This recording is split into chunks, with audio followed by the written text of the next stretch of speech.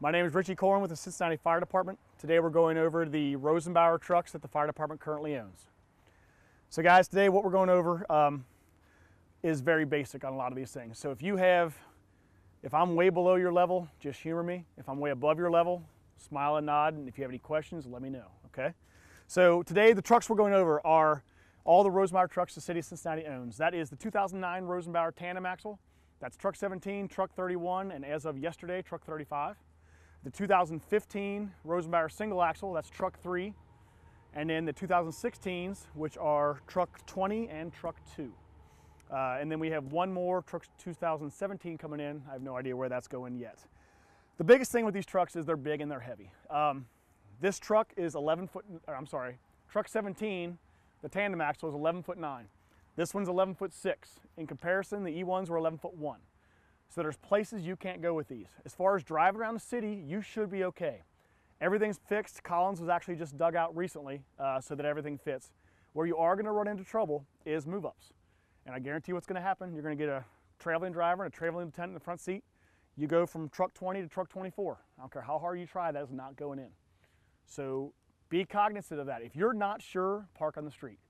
If you want to try it out, have somebody in all spots to back you in. It's going to be tight in certain places. In certain places, it just won't go. Truck 17, the tandem axle, there's only a few houses we can back into. That's why it's going to stay at truck 17. The other thing is the hangover. The departure angle on these trucks, because of the length of this truck, from the rear axle to the back, it bottoms out quite a bit. If you guys know the spot by the 17's house, this part on Guest Street going up, I cannot go up that section of Guest Street. If we make a run there, I have to go up and over and back down and around because these outriggers will bottom out. The other thing is apartment complexes, things like that. Think of all the places in your running area where you go up a steep hill to get into a parking lot. If you're not sure, especially on an EMS run, park out of the way. If it's a fire run, do what you need to do, but know that if it's too steep, it's going to bottom out, it's going to damage the truck. The other thing with these is how far it swings when you turn. If you're pulling out of quarters, you need to go completely out of quarters before you make that turn. If you come out part way and make the turn, you're going to clip the side, you're going to hit the back end of this truck. We've ripped these handles off the back 4 times on truck 17 so far.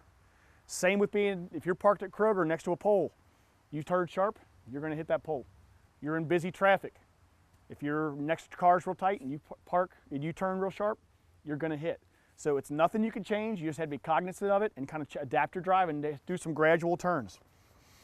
The tilt safety. These trucks do not like to take sharp turns. What will happen? If you take a turn too sharp and it feels like it's tilting, the first thing it's going to do is release your throttle. So even if you've got it plastered to the ground, it's going to come off the throttle. The first time it does it, it's going to slam you into the windshield. It's going to catch you off guard. If you still are going too fast into that turn, it's going to start applying your brakes. It feels really weird. Just know that once you get out of that turn and straighten up, it all goes away. Everything's better. But the first time you do it, it's definitely going to catch you off guard. The braking systems. So all of these trucks have 2 types of braking systems. You have the Telma driveline retarder, and you have the engine brake. We always used to call it the Jake brake. Let's start with the tandem axle, the 2009. The tandem axle has 2 separate switches, one for the Telma, one for the engine brake. I can use them both together at the same time. I often do. If I turn them both off, go up into Price Hill, come back down, my brakes are on fire. They're hot. It's almost a 70,000 pound truck. So it takes a lot of braking power. So I need to use those retarders as much as I can. Somewhere between 2009 and 2015, the laws changed. So on the new trucks, the 15s and the 16s, they're now one switch. You have to choose between the 2. So you can flip it up for the Telma, down for the engine brake. The truck 3 also has a center section for off. You pick which one you want. The differences between the 2. I've always heard from the old drivers, seasoned drivers, that if it's raining, turn that Jake brake down, okay? The same holds true. From Rosenbauer, it's up to the driver to decide how much of that Jake to put on in odd weather, rainy weather, snowy weather. For the Telma, it's a little smarter. It actually works with the anti-lock brakes and everything. Per their website, it can be used in any weather conditions. Rain, snow, anything. So, the recommendations I'm giving today, if it's nice sunny weather, use the one you like. If there's one you like over the other, and I don't know if you guys have played with them much, they do act different. The Jake As soon as you let off the throttle, grrr, it slows it down. The Telma, you have to apply the brake. The more you apply the brake, the more it applies. Whichever one you like on a sunny day, do that. On rainy days, snowy days, I personally would use the Telma because that's the only one on their website it says can be used in any conditions. So that way you are not, if something happens, it's not your fault as far as the braking system goes. The website says it's okay. That make sense? All right. The switches on these trucks are just like all the other trucks we're buying. They're one giant computer. So we've all seen it. You hit the ignition, it goes through its cycle, tries to reset, then it's ready to go. At all costs, try to let it go through that cycle. Personally, what I try to do as I go up, when we get a run, hit the ignition switch on, then get my boots on and everything, get my gear, give it time. If you don't, I understand there's times you can't let it go through the cycle. I get that. If that happens, know that you're going to get some signals. I've made runs before with my gauges going crazy, the lights flashing. Get to the scene, shut it all down, fire it back up, everything is well. Okay? But the more you can let that thing go through its cycle, the happier you can make the computer, the better it's going to run. Where are we at? The DEF. I don't know if you guys have messed with this much at all. The diesel exhaust fluid. All the new trucks have them. Basically, it helps the truck go through the regen and helps everything come out cleaner, helps it regen quicker. So what you need to know about that, other than how it works, I'm not going to get into the science behind it because I'm not going to pretend I know the science behind it. But what I do know is putting in the DEF in these trucks is as important as putting in diesel. You'll look on the dash, there's a gauge up top. When the first time I jumped in, I assumed it was a fuel gauge. It's engine full, or empty full, 4 lights. Right below that is the fuel gauge. That's the DEF gauge. There are no SOPs out as of yet, but my thought process would be when it gets down to half a tank of DEF, fill it. Because when it gets down to half a tank, one of those 2.5 gallon boxes of DEF will fill it up. So at least you know that's where you're at. So do not run it out, or basically the engine will run poorly quickly if it runs out of DEF. When you're running this through its regen, it's pretty simple. The lights will come on and tell you to regen.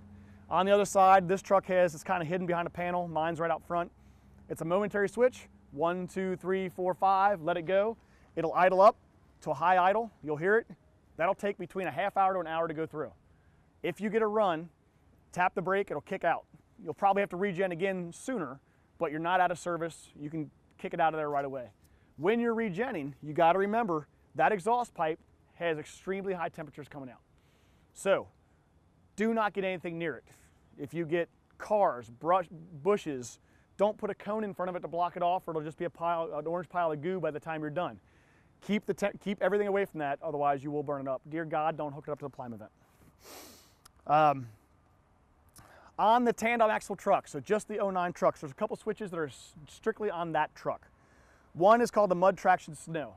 What that is for is getting you out of a stuck situation. So you're stuck somewhere, and because of the automatic traction control, it won't let your tires spin. Hit that button, it will override the automatic traction control and let you spin to get out of that situation. You get out, turn it off, you're fine. The inner axle switch. On my tandem axle, the front axle does all the work, the back one's just along for the ride. When I hit that inner axle switch, the way I like to explain it is picture your 78 Jeep. Get out, lock those front hubs. Now everything is locked together. If you've ever driven a Jeep like that, it chirp, chirp, chirp, chirp, chirps like crazy going around corners. This is going to do the same thing. It's going to tear up the tires, but use it if you need to get out of a bad situation. The big thing with that, and I think of this the same way I think of my Jeep, I have to stop. So stop, flip that switch, get out of the spot you need to get out of. Once you're free and clear, turn it off and you're good to go. Does that make sense? All right. Generators. All of the Rosenbauer trucks have diesel generators. So the nice thing is it comes off the diesel tank, no need to fill it. On the tandem axle trucks, it's very similar to our E1 trucks. You open the cabinet doors, open it up, pull it out, turn the key. Instead of a pull start, it's a key start. That'll fire up the 2 cords, 110, 220. So very similar to the E1s.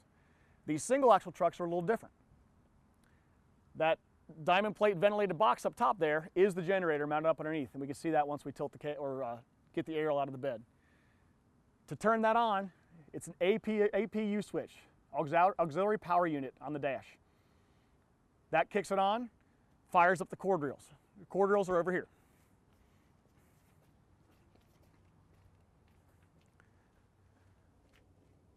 Big difference between These cord reels and the ones on the E1s and on the tandem axle, these are two 220 cord reels. They're no longer as a 110 cord reel. The big difference is this cool Ghostbuster box.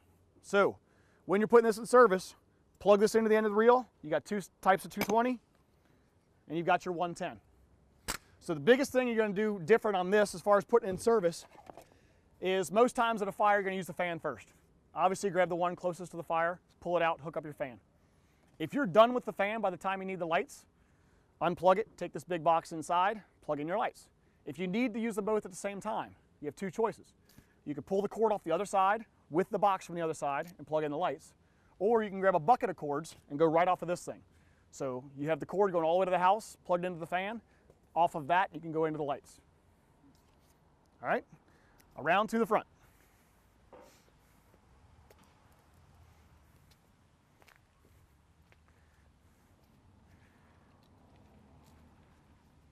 So all of the all of the Rosenbauer trucks are pre-piped waterways. So if you see up top, if you guys come around to this side of the truck, there's a lever right here that says rescue and water tower. That lever can only be moved if the aerial is fully retracted. All right, if you're extended at all, you can't screw it up. It will not let you move the lever. So with that fully retracted, if it's in rescue mode, the way they carry it right now, that tip will stay with the second fly. So it'll keep it out of your way if you're trying to go to a building. You flip it up to water tower, now it'll stay with the tip to give you more reach if you're using water tower. Once again, that has to be done with the fully retracted. It does not matter where it's set. So let's say you're going defensive at a fire, you start putting it up and you realize it's back at the rescue mode, you can use it. You're just gonna lose 15, 20 feet of reach, but it's still totally usable in that spot. It doesn't have to be in a particular spot to use it. These came with these adjustable nozzles. So at the tip and on the turntable, we have 3 switches. Left, right, up, down, fog, and straight. That controls everything. If you get nothing else out of this little segment of this, know where that thing is pointing before you fire up the water. And I kid you not, if that's pointing at somebody or something, it's gonna hurt them. So at the turntable, you can't see where the thing is pointing. So have somebody down here on the ground so that you know where it's pointing before you fire it up.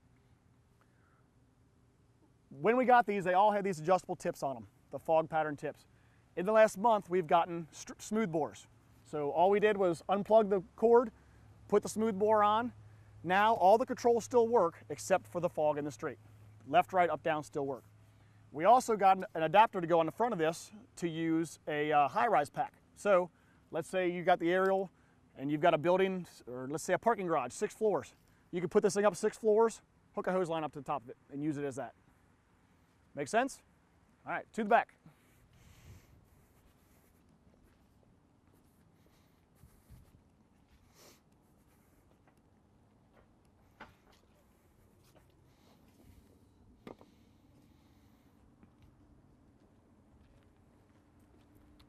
All right, supplying water to this thing. Ignore this thing at my feet right now. When we first got these trucks in, this is all we had right here. So the only ability we had to adjust the water was on or off, okay? Water came in here. Whatever the engine gave you, maximum 200 pounds, came in here, came out the tip. The only way we could shut it down, in normal operating procedure, what we would do is, if we're done with it, engine 17, shut down the ladder pipe, and they shut it down for us. If an emergency situation, you have to shut it down, you can flip this switch. It'll shut it down. It shuts it down hard. I've always heard the term water hammer. This is the definition. It is a giant clunk. It sounds angry, but it shuts it off. I said all the trucks came with this. Truck 3 is only a year old. They've already had issues with their switch. The last issue they had, they tried to go defensive. The switch was closed and broken in the closed position, so they couldn't put any water out. The fix was that switch is gone. It's a metal plate, and these appeared. This is a butterfly valve. They can go on the end of this. The nice thing about this is I can now control how much pressure. So if the engine's giving me too much pressure, I can dial it back. Truck 20 has played with this on the solid hydrant, and they said there's no problem, even with heavy pressure on it, open and close it real easily. The other nice thing about this is, for all you engine guys, this is here on the truck. So I don't know what scenarios you might use it, maybe a portable deck gun or something like that. You could put this in line with 5-inch and use it for that. So just know it's on these trucks. This, as of right now, is on all of the new Rosenbauers. It is not on the 09 tandem axles yet. I don't know if they're coming in yet or when they're coming in. Setting this thing up at a fire.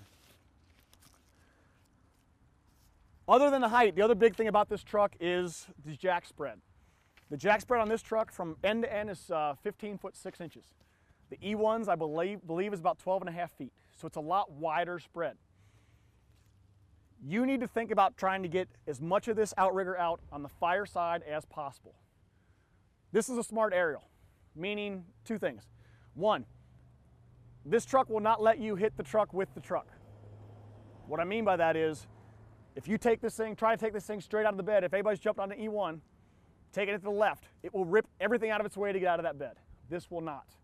This knows where everything is mounted on the truck. It will not let you go left until it's clear of the truck. It also knows all the step downs on the truck. So anywhere around this truck, you can go in any position. It will stop you before it hits the truck. The caveat I'm going to give to that is, if that generator door is open, it doesn't see that. And if they ever put any accessories on this, let's say truck 20 decides they want a Stokes basket box up there. Unless they reprogram this computer, it's not going to be there. So if you see anything out of the ordinary, just be cognizant of it. It also knows how much the outriggers are out. So if I get them out all the way, I've got 100 foot of aerial. If you shorten that by just about a foot, foot and a half, that 100 foot becomes 50 foot. So you see real quick, if you short jack this thing, you lose a lot of aerial. So the way I like to explain it is, the first 10 years I drove E1s, when I pulled up to a fire, I just worried about parking the truck and where my turntable was. I didn't worry about left and right. On this truck, you have to seriously consider your lefts and your rights towards the fire building to make sure you can get those outriggers out. If you're nosing into a fire, now your most important ones are your front two, so that you know you can get those out all the way. The last thing we'll say before we fire this thing up, this has an auto bed feature. So if you can get within 20 degrees, left, right, up, down, and extended, there's a button up there, you just hold it down and it will put the truck away for you. You just sit there and hold the button. No more looking over your shoulder for that red line to be lined up. All right, let's say I have somebody, anybody, jump in the front seat, fire this thing up and hit the PTO.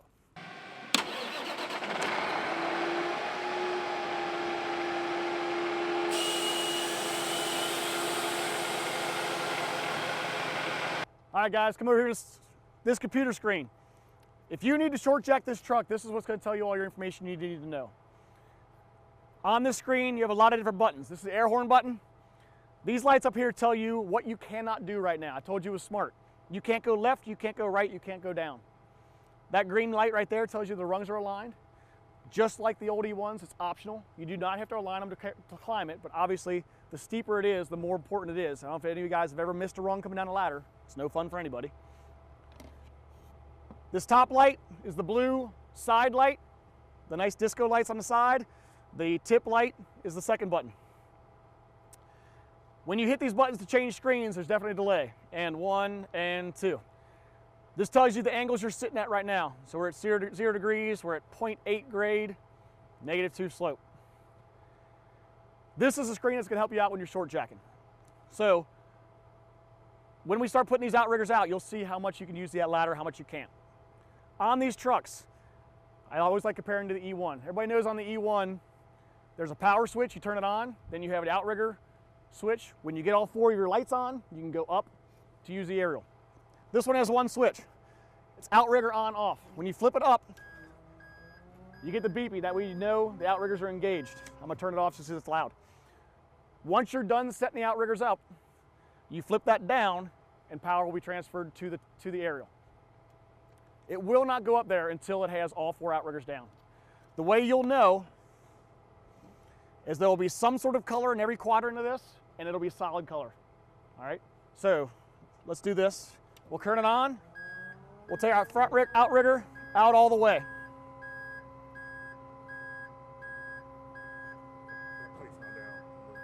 Huh? That's all right.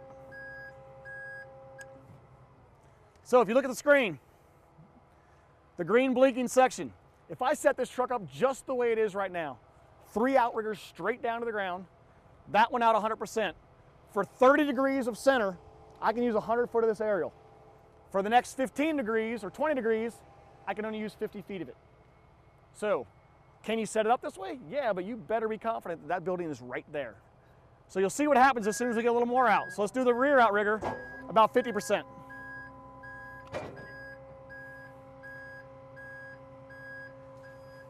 So now it's showing that I can use this outrigger about 45 feet. So I'm that short of full extension, and I lost 55 feet of aerial. So you see how important it is to get these things out as far as you can. So we take the back one out all the way.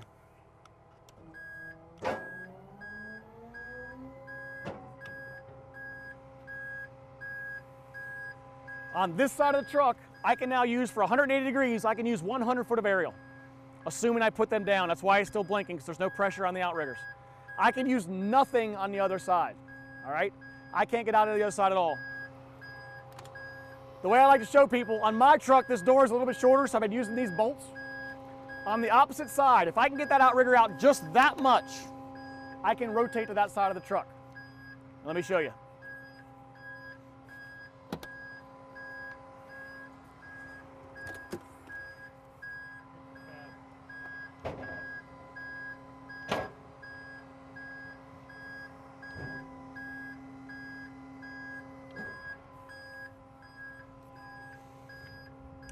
Now look at our screen. I've still got my 100% on the one side, obviously. The other side, I now have about 45 feet on the whole thing. That's not much. That's basically just putting it over there. But here's where it comes in handy. Let's say we're parked right here. The fire building is right here. I'm a telephone pole, all right? You need to rotate this aerial this way around to get there. If you don't get those outriggers out at least that far, you can't go there at all. It'll stop you. Does that make sense? So in my dream world, worst case scenario for me is this. 100% out on the one side, at least that much. And if you look at that side, that's just a matter of the officer in the roughneck getting out. It's not crazy tight. But some streets, I could picture ones in Clifton right now that are tight enough that you might not be able to get that. So let's set this up all the way to put it in service. So I got a question. Go for it. It doesn't care if the outriggers are down, it just cares that they're out. So right now, I cannot take this out of the bed. Okay. It still needs pressure because these are still blinking. Because these are still blinking, I can't do it. Okay. As soon as I put pressure on them, Okay. It'll change the solid. it'll change to a solid color. Yes. So let's get this out, and one of you guys mind hitting that pad for me?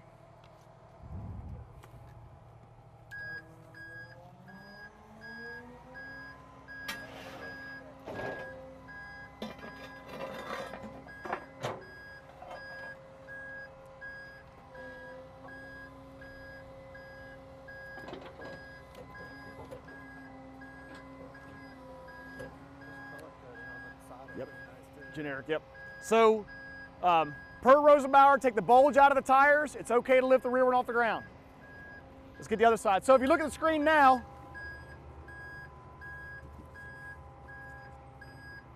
I have solid green on that side. It doesn't matter what color it is. It depends on how far it's out. But because it's solid, I know they're set. So I need to get the solid on this side too.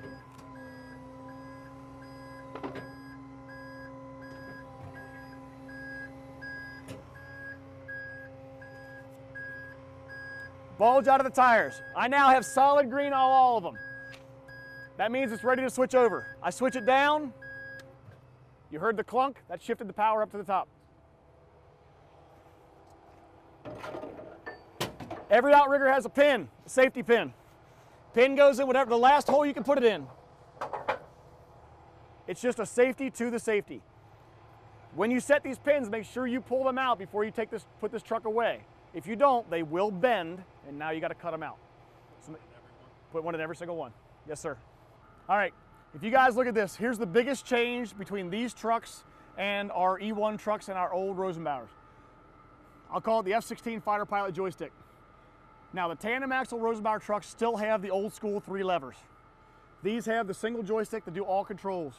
The way this works, there's a dead man switch on the back. It won't do anything unless I'm squeezing that trigger. On truck 3, it's just a little different. It's an actual trigger on the top. So if I do any of this, nothing's gonna happen if I'm not squeezing that dead man switch. Any controls on this, you see the only manual switches on here are for the waterway. So stream, left, right, raise, lower. This is the kill switch. If you wanna set this thing when you're climbing the aerial, feel free, it'll shut everything down. Pull it to move it again. The only time I can see you use that in a real emergency is if somehow a hydraulic cylinder gets stuck where this thing is constantly moving You slam this thing in, it will shut it down. It'll stop it right now. If you look at the screen, in the upper right or upper left-hand corner, you have a little rabbit there. Push it again, you get a turtle. They tried to dumb it down for the firemen. Turtle is 50% speed. All right, so just like the old E1s, you're getting close to a building, you need to feather it. You need to push that to turtle so you have a little better control. On the other side is the same switches we had, or same buttons we had down there. You got the blue lights on the side, you got the tip lights, you've got the air horn button. You see the fire truck in the bottom corner? If that fire truck is there, that means you're within range to use the auto bed. Use the auto bed, you just hold this thing down. It'll make sure it's all the way bedded down. Hold it down until it's in and then let it go. If you're out of range, that little fire truck will disappear. So the biggest thing on these trucks that you have to think about that's different than the old trucks is the controls. With that squeezed, take it to the left, take it to the right, up out of the bed, down, lower to bed, this toggle, extend, retract. If you play with this a little bit, you get used to it really quick, all of a sudden you're not looking down. The big thing that's going to get you on these trucks, and basically I'm going to call it ladder drift. Truck 17, the tandem axles have it a little bit. These trucks have it a lot. So what I want you to do, and the gist of it is, if you're going full throttle one way and you just let go of this thing, it does not come to a stop. It slowly comes to a stop. It's a safety feature. Picture somebody at the tip, you let go of it, you don't fling them off the tip. So this is the biggest thing I want you guys to play with. As soon as we get done with this part of the demo, I want everybody to take 4 or 5 minutes to play with the stick to get used to it. But to show what the difference is, can you hop down off there? Doug, let's have you squeeze this and just take it straight out of the bed. If you look at the screen, you'll see the lights that say I can't go left, I can't go right. You see those on here? Yep. Okay, take it up until those lights go away. So this truck will only let you go up out of the bed or extend when it's down within the lights. Good? It's up in the very top of the right. Yep, they're gone. Okay, so this is the demonstration I want to give of ladder drift. So Doug, what I want you to do is I want you to take it straight to the right, get it going full speed, and I'd say we can camber off the tip here. When you let go of that, I want you to let go, and I want you to say now, loud, when you let go of it, okay? Take it right and get it going full throttle.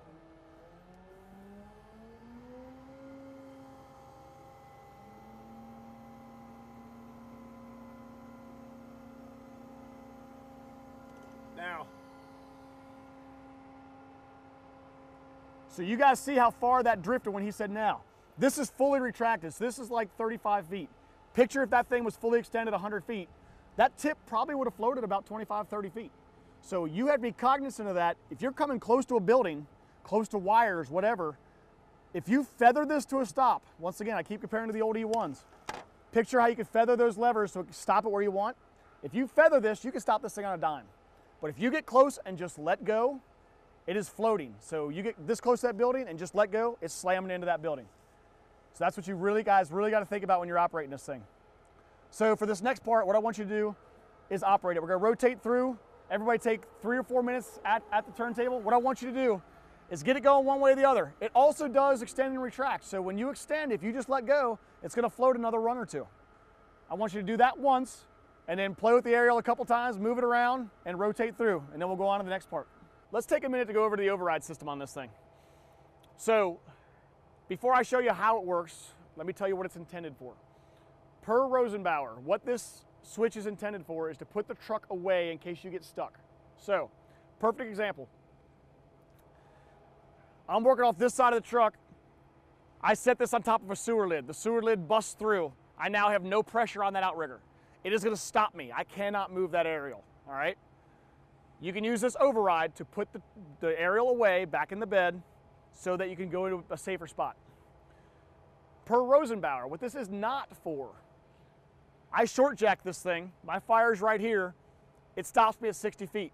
My roof is 75 feet away. It is not for me to decide to go an extra 15 feet to extend this ladder. If I'm taking this out of the bed, let's say to tilt the cab, I can take these outriggers straight down, set the aerial, and take it out of the bed. It will let me do that, and that's the way I would do it. There's no reason to put the outriggers out. You can't go left or right, but you can tilt the cab. if I do that same scenario and I use this override, you just overrode every safety feature of this truck. So what I talked about, the truck not being able to hit the truck, you can now hit the truck. You can also take it out of the bed, circle it over here 100 feet until this truck flips over. So before you use these overrides, you better have it really stuck in your head why you're doing it and have a really valid reason. How you use them. Flip this up. The way I like to describe this is they kind of made this a two idiot system. They have to have two idiots in complete agreement that we're going to override this truck. All right? Idiot one flips this switch. When he does that, on top of the truck are green lights. They're going to flash. That's telling the instant commander there's an idiot at work. All right? Idiot two is on top of the turntable. He can now control this truck and put that aerial wherever he wants. So, in my scenario, where this fell through a hole and you have no pressure, take it back to the opposite side, put the bed away, put it away, move this outrigger, do whatever you do to make it safe, put it back in use. The one time I can see you using this at a fire, let's say you put these outriggers down and you didn't quite put a lot of pressure on them. You didn't take enough bulge out of the tires. The way this system is set up, if I'm working on this side of the truck and these outriggers are good, and one outrigger on the opposite side comes off, still good. It will still let me operate as usual. That second one comes off, it's now shutting me down. So you just tip the truck a little bit, both of those outriggers are out, now you need to put it away. You're stuck there, you cannot move. You probably can retract, and that's all you can do. If that happens, have somebody down here, hold up on this. The man on the inside, make sure you turn it the right way, bring it back towards the truck, put it away, put it down, and then you can readjust the outriggers. That's all I got.